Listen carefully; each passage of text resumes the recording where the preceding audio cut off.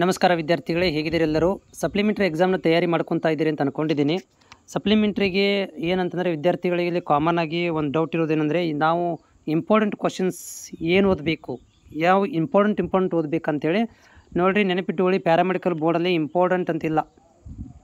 Okay, important ಯಾಕಿಲ್ಲ ಅಂತಂದರೆ, ಈ ಸಪ್ಲಿಮೆಂಟ್ರಿ ಎಕ್ಸಾಮ್ ಅಥವಾ ಎನ್ ಎಲ್ ಎಕ್ಸಾಮಲ್ಲಿ ಏನು ಮಾಡ್ತಾರೆ ಅಂತಂದರೆ, ಯಾವುದಾದ್ರೂ ಒಂದು ಕ್ವಶನ್ ಪೇಪರ್ನ ಇಲ್ಲಿ ಪಿಕ್ ಮಾಡಿ ಕೊಟ್ಬಿಡ್ತಾರೆ.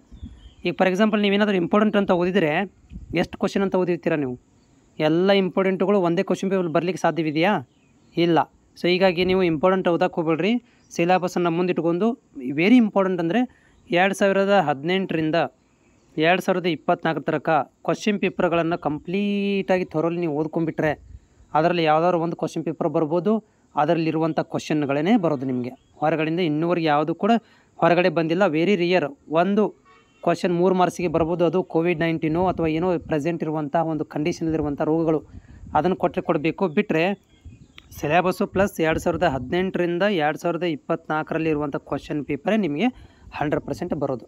ಅದರಲ್ಲೇ ಕ್ವಶನ್ಸ್ ಬರ್ತವೆ. ಅದರಲ್ಲೇ ಯಾವುದಾದ್ರು ಒಂದು ಹೆಚ್ಚು ಕಡಿಮೆ ಆದರೂ ಕೂಡ ಅದರಲ್ಲೇ ಯಾವುದಾದ್ರು ಒಂದು ಕ್ವಶನ್ ಪೇಪರ್ ನಿಮಗೆ ಪಿಕ್ ಮಾಡಿ ಕೊಡ್ಬೋದು. ಓಕೆನಾ? ಸೊ ನಾಳಿಂದ ನಾನು ಟ್ರೈ ಮಾಡ್ತೀನಿ ನಿಮಗೆ ಯಾವ್ಯಾವ ಟಾಪಿಕಲ್ಲಿ ಏನೇನು ಓದ್ಕೋಬೇಕು ಅನ್ನೋದನ್ನು ಕೂಡ ನಾನು ಪ್ರಯತ್ನ ಮಾಡ್ತೀನಿ. ಸ್ಕ್ರೀನ್ಶಾಟ್ ಮುಖಾಂತರ ನಿಮಗೆ ಓವರಲ್ಲಾಗಿ ಹೇಳೋಕ್ಕೆ ಪ್ರಯತ್ನ ಮಾಡ್ತೀನಿ. ಅದರ ಜೊತೆಗೆ ನಿಮಗೆ ಕ್ವಶನ್ ಪೇಪರ್ ಬೇಕಂತಂದ್ರೂ ಕೂಡ ಸೊ ಈ ಒಂದು ವೆಬ್ಸೈಟ್ ನಾನು ನಿಮಗೆ ಡಿಸ್ಕ್ರಿಪ್ಷನಲ್ಲಿ ಲಿಂಕ್ ಹಾಕಿರ್ತೇನೆ. ಹೋಗಿ ನೀವು ಅಲ್ಲಿ ಯಾವುದೋ ನಿಮಗೆ first year, second year, third ಇಯರ್ದು ಆಲ್ಮೋಸ್ಟ್ ಎಲ್ಲ ಸಿಲೆಬಸ್ ಇದೆ. ಸ್ಪೆಷಲಿ ನಾನು ಕವರ್ ಮಾಡಿರೋಂಥ ಇದರಲ್ಲಿ ಸೆಕೆಂಡ್ ಇಯರ್ ಜಾಸ್ತಿ ಮಾಡಿದ್ದೀನಿ. OT, ಲ್ಯಾಬ್, ಡಯಾಲಿಸಿಸ್ ಮತ್ತು ಎಕ್ಸ್ರೇದು ಸೆಕೆಂಡ್ ತನಕ ಇದೆ. ಥರ್ಡ್ ಇಯರ್ದು ಲ್ಯಾಬ್ ಮಾತ್ರ ಜಾಸ್ತಿ ಇರೋದು. ಫಸ್ಟ್ ಇಯರ್ದು ಕೂಡ ಇದರಲ್ಲಿ ಸಿಲೆಬಸ್ ಇದೆ. 2018ರಿಂದ 24 ತನಕ ಕ್ವಶನ್ ಪೇಪರ್ ಅದಾವೆ. ಅವುಗಳನ್ನು ನೋಡ್ಕೊಳ್ರಿ, ಪ್ರಿಪ್ರೇಷನ್ ಮಾಡ್ಕೊಳ್ರಿ. ಸುಮ್ಮನೆ ಇಂಪಾರ್ಟೆಂಟ್ ಅಂತೇಳಿ ಓದಕ್ಕೆ ಹೋಗ್ಬೇಡ್ರಿ. ಯಾಕಂದ್ರೆ ಇಂಪಾರ್ಟೆಂಟ್ ಓದಿದ್ದು ಇನ್ನೂವರೆಗೆ ಕೂಡ ಯಾವುದೂ ಕೂಡ ಹಬ್ಬ ಅಂದರೆ ನಿಮ್ಗೆ ಬರೋದು ಇಂಪಾರ್ಟೆಂಟ್ ಅಂತ ಎಷ್ಟು ಬರುತ್ತೆ ಅಂತಂದರೆ ಒಂದು 18 ಮಾರ್ಕ್ಸ್ ತನಕ ಇಂಪಾರ್ಟೆಂಟ್ ಬರ್ಬೋದು ಅಷ್ಟೇ.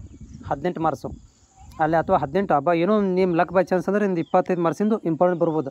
ಅದರ ಮೇಲೆ ಬರೋದಿಲ್ಲ, ಯಾವುದು ಇಂಪಾರ್ಟೆಂಟ್ ಅಂತ ಬರೋದಿಲ್ಲ. ಅದಕ್ಕೆ ಕ್ವಶನ್ ಪೇಪರ್ಗಳನ್ನು ಪ್ರಿಪ್ರೇಷನ್ ಮಾಡ್ಕೊಳ್ರಿ. ಕ್ವಶನ್ ಪೇಪರ್ಗಳನ್ನು